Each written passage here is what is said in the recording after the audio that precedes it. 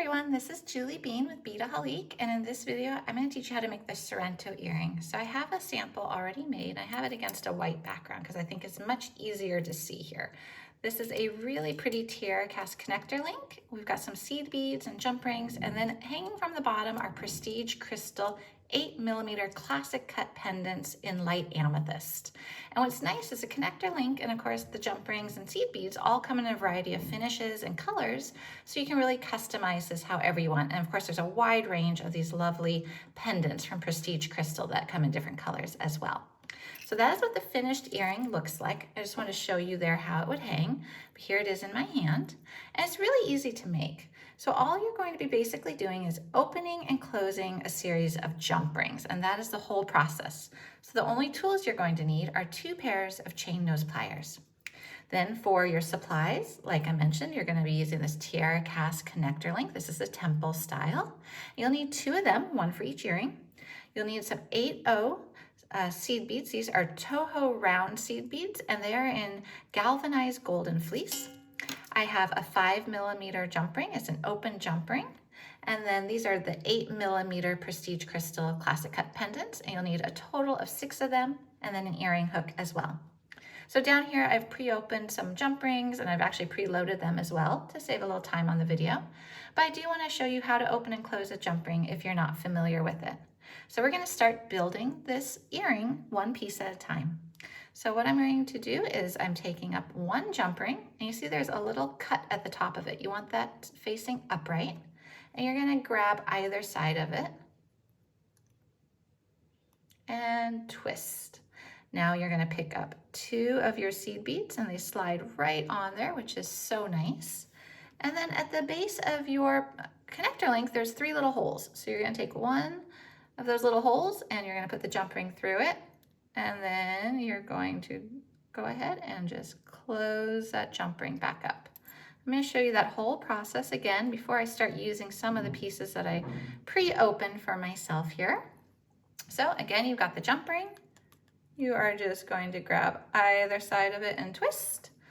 Put 2 pretty little seed beads. Again, the seed beads do come in a huge variety of colors. This is the 8O Toho round size. So just make sure you have that style and size, and then you can pick whatever color you want. So a lot of different options here to customize. So we just put it through that little hole in the connector link and closed it. And so we're building this one step at a time. Now I've got this jump ring here that's already open, and I already put my 2 little beads on it. So I'm just going to put that now through that final hole and close it on up. And we've got now 1 in each hole. Now, if we flip this upright, what you can see right here is between the 2 jump rings, you have a little gap. And that's what you're going to be connecting your next jump ring with 2 seed beads on it too. So right between the 2 seed beads, that's where you're going to be connecting. So I'm going to pick up another jump ring that's been preloaded here for me. And I'm going to go right in that little archway between the 2 seed beads. And I am now going to close it on up. And I'm going to do that again. And what's nice is this really does come together very quickly and very easily, but your finished piece does not look quick or easy, and that's because you're using those pretty crystals, you're using the beautiful tiara cast. So although the technique is very simple because of your choice of ingredients, the finished piece does not look very simple. Let me just grab this one here.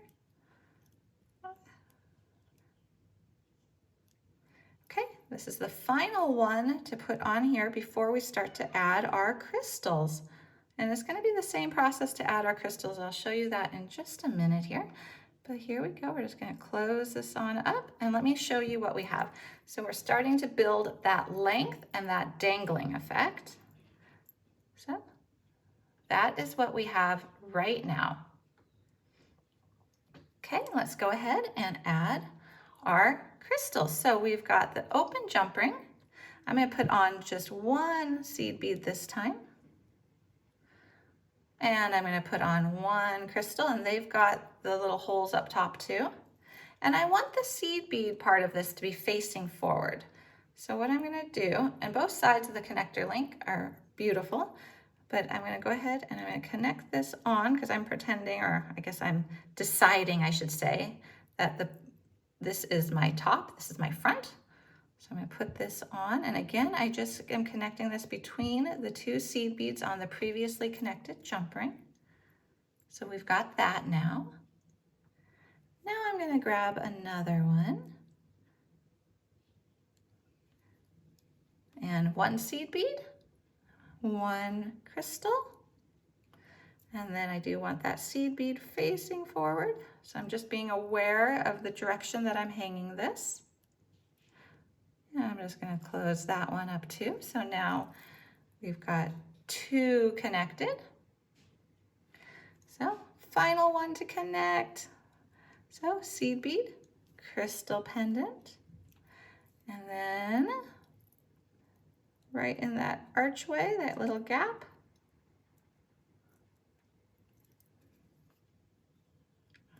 almost feels like I'm doing chainmail a little bit here.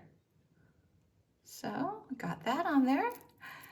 Yay! So the dangle part of our earring is complete. And now we just need to add the earring hook. So to add the earring hook, it has a little open loop at the base, and you open it just the same way you've been opening your jump ring, just by twisting it. And then slip on your finished connector link and twist it shut. And now you have your finished earring. And I want to show you one more time on my little white tin here, because I really think that the colors and the design and everything is so much easier to see against a white flat background. Here you are. So there is your finished earring. Again, I'm calling this a Sorrento earring, and you can find all the supplies for it over at BeataHaliq.com.